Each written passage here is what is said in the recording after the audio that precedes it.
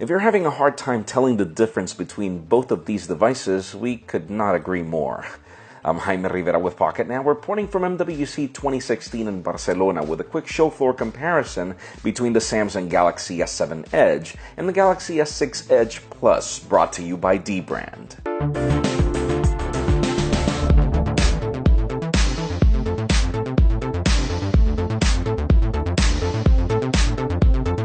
If you just spent top dollar buying the Galaxy S6 Edge Plus this past holiday season, we don't blame you for being upset.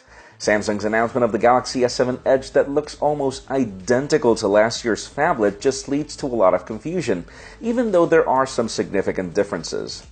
For starters, the company did make a smart move in making the Edge variant a tad larger than the regular Galaxy S7, since the curved design feels smaller and lighter in the hand.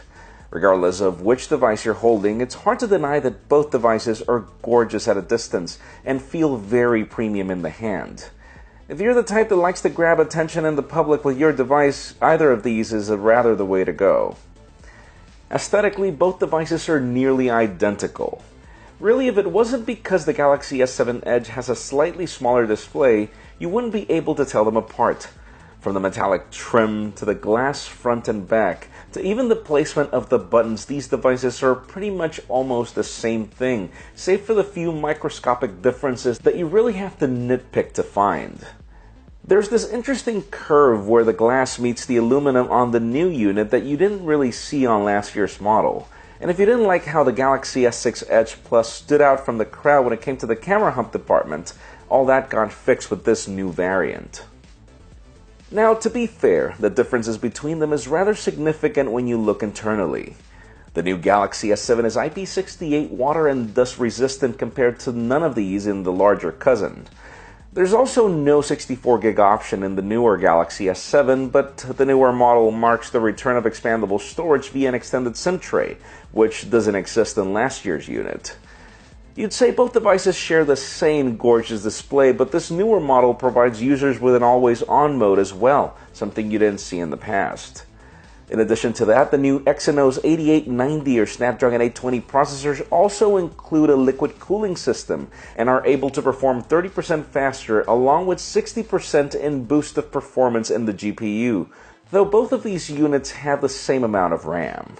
And even if it's harder to believe, this new Galaxy S7 sports a larger 3600 mAh battery compared to the 3000 mAh battery of last year's phablet.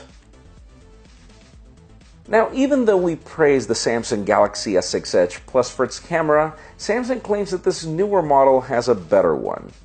It starts with a brighter f1.7 aperture lens compared to last year's f1.9, and even though there are more megapixels in last year's sensor, this newer model sports a 12-megapixel camera in which each megapixel is actually larger than the previous unit, allowing for more light, and also for faster focusing, though again these are things that we would have to test in the real world. Other enhancements come in the form of the software and what it allows them to do. The newer Galaxy S7 runs TouchWiz on top of Android 6.0.1 Marshmallow, and while differences are not really aesthetic, they are in functionality. With the old Galaxy S6 Edge Plus, what you could do with the Edge was really limited to two panes with just contacts and an app launcher. With the new Galaxy S7 Edge, the new Edge returns to some of the old elements of the Galaxy Note Edge from 2 years ago, with third-party Edge features, enhancements for contactless, quick actions, and much more. It's designed to augment your experience with the phone, and it does so rather well, even if you could say that the software on this show floor unit is still not final. Overall, even though the Galaxy S7 Edge is a far superior device in specs and paper, it's not like if the old Galaxy S6 Edge Plus wasn't still a great phone already. It would be hard to call any of these a winner, but our full review and comparisons coming in the next few weeks will tell us a lot more. Pocket Now's MWC 2016 coverage is made possible by D-Brand, manufacturer of precision-cut vinyl skins for smartphones, tablets, laptops, gaming consoles, and more.